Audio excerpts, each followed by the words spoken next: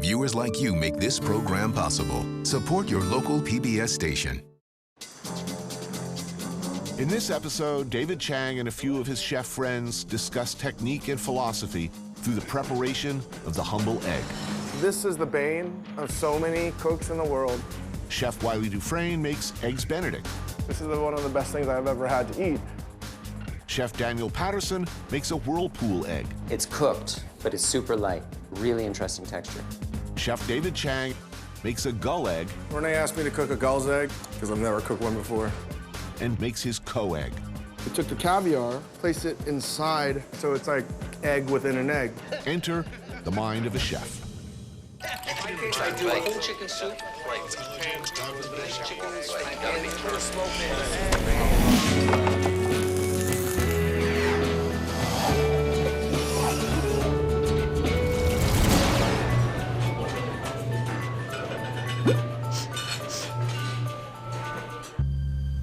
To try and understand any chef, much less David Chang, it's best to read their menus, spend some time with them in the kitchen. But as important, see which chefs they respect, enjoy cooking with, and the dishes that inspire them. How a cook handles eggs has always been a test of sorts. Old school chefs would ask a job applicant to make an omelet. What a chef can do to an egg and how says everything you need to know. We're here with a special guest, Mr. Wylie Dufresne. How are you, my friend? Very nice good. to see you. Very good. Whenever I think of eggs, I think of Wylie because he's the only person I know that loves eggs more than I do. And over the years, he's created some ingenious, delicious egg dishes.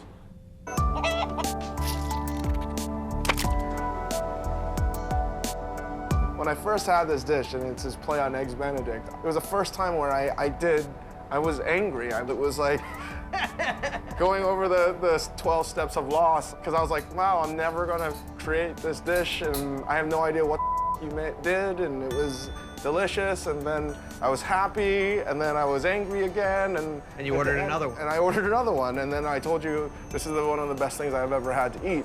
This is obviously a nod to, for me, childhood memories. Eggs Benedict, it's a stroke of genius. I mean, who takes eggs and then puts a sauce made from eggs on top of it? It's perfect, it's delicious. It's all that's right in the world when there's eggs with eggs and butter. So we've been playing around with yolks, trying to understand the different time temperature relation to how eggs cook, how yolks specifically cook and thicken. And we started playing around with taking yolks and putting them in sleeves like this, putting the sleeves in a bath for different times and lengths of temperature and time, and checking the results. And we came up with 19 minutes at 70 degrees Celsius in a sleeve yields a texture that's somewhere between a cheese and a fudge. Both of which you love. Both of which are good. So we've got our yolks. We cut them open very quickly, and you'll see that inside is a delicious egg yolk. So we just take a couple of these and we pop this guy in the oven ever so briefly. And then we have our hollandaise, which again was the tricky bit. We took a traditional hollandaise and we added a little bit of gelatin to it so that we could pour it out and cut it into cubes. We realized that a little bit of added starch kind of gave it a jacket, a buffer to withstand the frying environment. So we put some starch in there, mixed it with our gelan gum, and because Eggs Benedict has to have English muffins, we went with a traditional breading, flour, egg wash, breadcrumb, but instead of breadcrumbs, we use English muffins. Again, gonna go into the oven briefly, and we'll go ahead and assemble our plate, because the rest of the components are fairly straightforward. It's all the ingredients that you would see in an Eggs Benedict. I don't want to mess with anybody's actual memory of Eggs Benedict. I don't think that that's a good idea. Little bit of black salt, a couple of chives for a little bit of flavor and color. Just gonna lay it out. Finish with a little bit of dried ham. So good. And there you go, Eggs Benedict. Very few people could do this or made it as delicious. Thanks, man. Thanks for having me.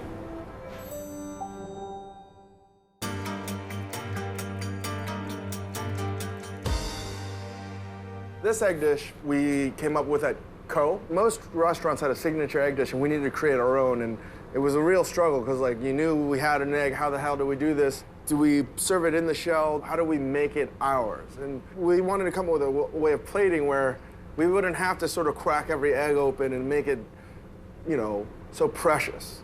And ultimately, we're just lazy guys too. So we came up with sort of a philosophy at Co. is plate it as it lies, you know, make it look natural. What we knew we wanted was a soft-boiled egg. We did that. So we have a 5-minute, 10-second egg. It's sort of a pain in the ass to peel, which is why we put it in boiling water and then peel it. So basically, we take these eggs, shock them in an ice bath, and we peel them. And what we have here is that soft-boiled egg we were hoping for. But we really wanted to add a smoke flavor, so we were smoking the eggs and they were turning brown. So what we wound up doing is smoking water. So basically adding gelatin, freezing it, and whatever drip off, you get this clear water. So this water tastes like smoked water, but it's clear. So we store them in a smoked water solution for about 24 hours. The next thing was just a really old school thing, and it's sous vide. The only reason we came up with this was, how do we serve the egg? I didn't want to just serve it on here, and then how do I put the caviar on? And the sous vide was going to be there just to hold the egg. That was it. And it's delicious. It's salt, butter, onions. That's it. Next idea was fingerling potato chips, and we just deep fried them. We did all sorts of variations of potato chip, like pomme soufflés, everything. But for us, it just made more sense to have potato chips this way. So we wanted to make just basically an herb salad. Chervil, parsley, chives. And do something like that. The next thing was, how do we serve the caviar? It was, again, a mistake. As you can see right here, there's a crack in here. So why don't I just follow that line? To me, there's nothing more sexy than egg drizzling out. And then we took the caviar and sort of placed it inside the egg, so it's like egg within an egg. Seasoned with smoked salt to sort of accentuate the smokiness, and then it needed something else. It was one of those things where I was just like, oh, it needs vinegar. I thought that it would balance out with all the creamy richness and the caviar. It just pairs well. That was the Co egg.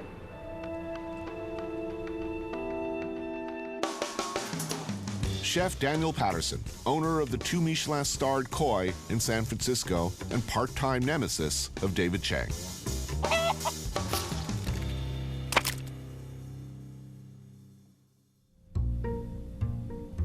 This is a recipe from 2005. It involves eggs and water. I did it at home. I did it out of not wanting to wash the pots and something super easy. And when I did it, I hadn't seen it before. I talked to Harold McGee. He said, never been published. How is it possible you could do something new? It's complicated. There's a lot of steps. I'm gonna go slow here. There's an egg involved. This is breakfast, by the way. You hungry? Yeah. Okay.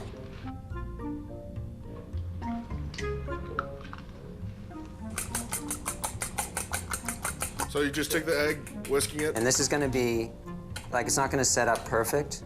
It should be a little bit thicker than this. They say don't beat eggs a lot. Okay, so that's the first thing we do is beat the eggs a lot. Second thing is we got this simmering water. Kind of hard to control in here, but there's a little bit of salt in it. Make a whirlpool. And that's basically, if you don't do this, it just shoots straight to the bottom and sticks. Ready? Now we gotta count. 1, 2, 2, 3, 4, 5, 6, 7, 8, 9. 9. And then I think I kind of lose it after that. Oh, look at that. It's cooked. So it's best to do it with super fresh eggs and not your pastry chef's meringue eggs. But here we go. First thing is just dump out the excess water. So we're gonna let it just kind of drain off for a minute. We got about 15 seconds to tell dirty jokes.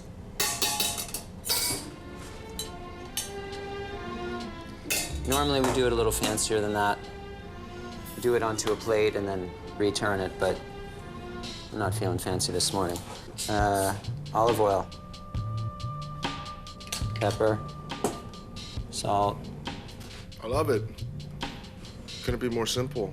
Now, breakfast. It's cooked, but it's super light. And it's a really interesting texture. What happens if the albumin is just a little bit firmer?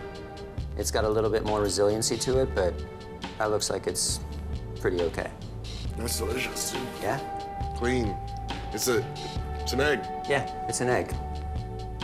While this is modern, there are almost always ways to make something lighter.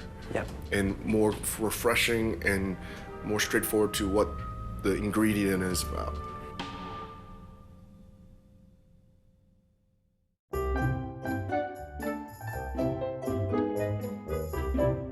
So Sergio, who helped organize and do all the logistics and the food for San Sebastian, the gastronomic conference, showed us how to do this really cool egg trick.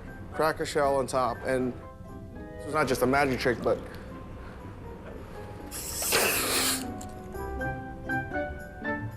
that, to me, is the coolest trick I've seen all year.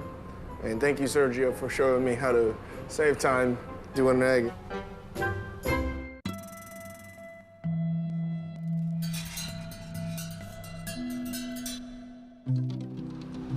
This is a dish that I wasn't quite sure about, and whenever things I'm not quite sure about, they seem to be embraced. The idea was based on dashi maki tamago, which is kuzu, a starch, eggs, traditional dashi, soy, mirin, and it's rolled into an omelet. The idea was to make an egg noodle transformed into something completely different. And it was an accident, and it's still the same components that you would get in a Japanese egg, but the dish itself couldn't be more easy. We have bacon dashi here, and it's important that it's at a rolling boil. You know, what we have in here, basically 710 grams of egg, and 1.5% of that weight in methylcellulose F50, which gels at around 60, 63 Celsius. Those are the same temperature around the egg cooks, too. We're gonna do that and put it on, just let it sit for 30 seconds. So what we want to do is we want that steam to sort of encapsulate the egg, but more importantly, we want the gel to set. If we didn't add that, it would just deflate and you would have this limp, flaccid crap inside.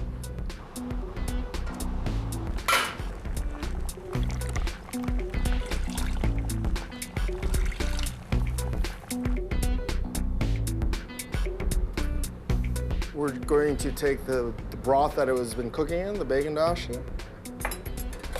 We're going to garnish it with some chives.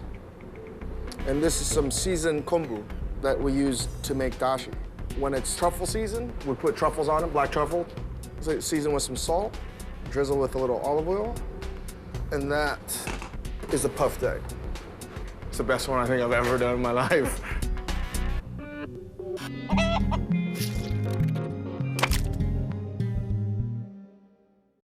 Wiley's been kind enough to do another dish. What was the one dish you wanted to work on? Well, today we have our carrot coconut sunny side up. It doesn't really have any eggs in it, but it looks like very much like a sunny side up egg. Some people were like not happy with having fun with it. We literally have had some people get angry about this dish. You know, get up and say, I can't believe, what do you mean this isn't a real egg? And literally walk out. So here we got our mixture, and we're just gonna melt it. This is coconut milk infused with cardamom, some sugar, and then there's some locust bean gum, some guar gum, and some xanthan gum. So we're just gonna take a scoop here. We're gonna go right in here, just kind of make it look like an egg white. That's phase one. In the meantime, we can get the yolk ready. All right. So what we've done here is we've just taken some carrot juice, blended it with a little bit of smoked maple syrup, some salt, a little bit of glucose, so that it doesn't freeze solid like an ice cube, and some xanthan gum to give it the viscosity of a proper egg yolk. So we're just going to stick it with the skewer, dip it in here, twist it around. This is just water with a little bit of kappa carrageenan and locust bean gum to make a gel. So what we've done is we've just made a membrane. We're going to drop it on top of our egg. Just gonna let it sit here, and what's gonna happen is it's gonna defrost and kind of settle, and it's gonna look just like a sunny side up egg. A little bit of salt, a crack of pepper, and a drizzle of olive oil. We're gonna have our carrot coconut sunny side up. It's not an egg, it's something that's delicious. It's a vehicle for the flavors that he's talking about, coconut and carrot. At the end of the day, it has to taste good, and I think it does. And one of the reasons it tastes good is because we're not messing with crazy new outlandish flavors. We're taking old friends and just presenting them in a new way.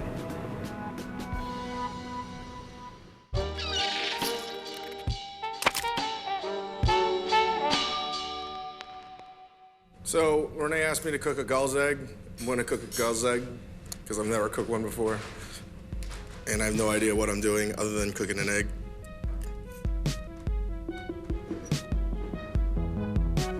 It's just weird because it reminds me of an ostrich egg in terms of the egg white. It's just more water content, it seems. Yeah. Although it's a bigger egg, it seems like it's a lighter egg. It can vary, as some of the eggs are like insanely ocean-like. Eggs are one of the few ingredients when cooked that talks to you. This is true.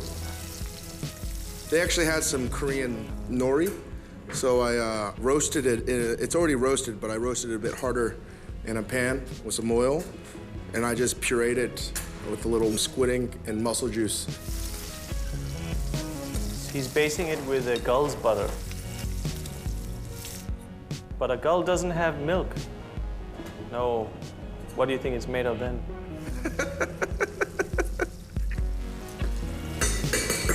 I'm gonna season it now with Danish salt. I took some of the onion shoots and I just quickly roasted them off. I quickly roasted off this asparagus as well. Doesn't look pretty. Obviously you have asparagus and eggs. It may seem totally disparate elements. Weirdly, seaweed and eggs is a classic Japanese combination as well, so it's not totally far-fetched. Asparagus originally, it is a coast plant. It grows in sand. There is a connection, at least.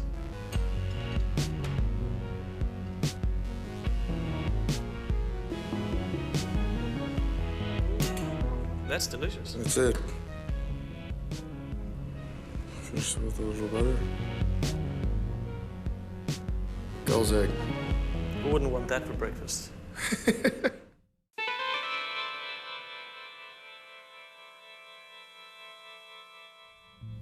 One of the most famous egg dishes in terms of being copied and influencing other chefs was the Passard egg at Arpège.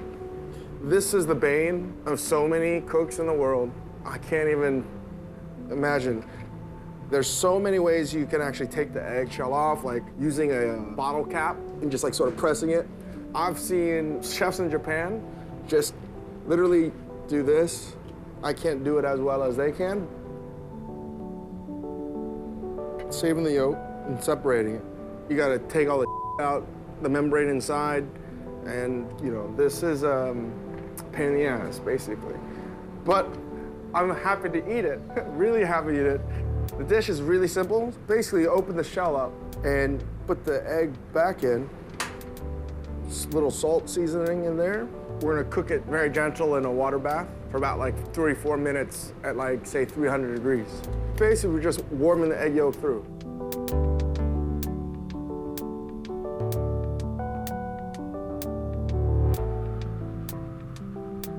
And you pipe in cream, heavy whipping cream with some maple syrup and cherry vinegar. Garnish with some chives. And you get this as a sort of a first course. It's a really elegant way to eat an egg. Go in with the little demi-tasse spoon and you get the maple syrup, you get the vinegar. It sort of just is a perfect balance of flavors. That's what makes Passard such a genius, is that it was so simple. This one takes work, but it's very approachable, very easy to do, and it's had a wide influence in terms of how people eat today. And now, a conversation with 3 friends. We're talking about mediocrity. I've been aiming solidly for the middle my whole career. And in fact, as Clint Eastwood says, you know, a man should know his limitations. But that's me. Sure as hell not you. Not you. Why give a My definition of mediocrity is maybe a little bit more. I think people are scared to take a chance. Why America is the king of mediocrity. People don't take risks like they used to. But that's what we're supposed to be really good at. Yeah, I think it's a misnomer. What encapsulates mediocrity for you? If you look at the restaurants that are opening up now, everything's Italian. It's mediocre Italian. Yeah, so noodles are okay, but pasta not. That's racist. It is racist, because why can't I be racist? There you go. Okay, what about the burger thing? I'll tell you what, I'll take a good burger from anybody over farm to table. Plucking an apple off the tree. Come on. Wow. Come on. Do something to it. We're talking about cooking. We are cooks. So I'm saying, what is more mediocre than that? Maybe more farm to table is in fact the vanguard of a vast tidal wave of soul-crushing mediocrity. My problem is what I think where the mediocritizing is going on is in the discussion about the ingredient over the food. Did you just make up a word, or is that really a word? It is now. It sounded really good. Wow, what turned you against this? I mean, why are you so angry? I mean, that's my job to hate all these market freaks and the hippies. So what turned you against your brethren? I don't have a powder blue sweater, though. You know, my mom bought me that sweater. I don't believe you. If I was going to be mediocre, I would be a middle relief inning pitcher in baseball. No pressure. And you could pitch till you're like 45 years old and make like $3 million a year. And see, you know, what think about it. See, I'd rather hit the ball out of the park. Yeah, well, see? Where's Joe DiMaggio? You really hate this sweater, don't you?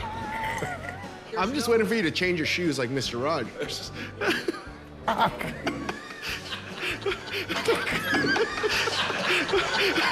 You know, it's a beautiful day in the neighborhood, okay?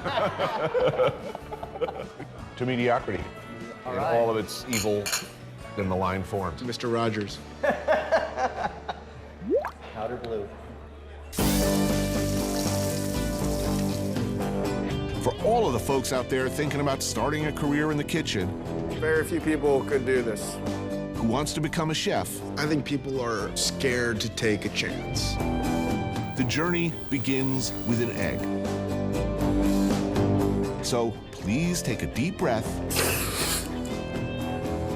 Go make an omelet.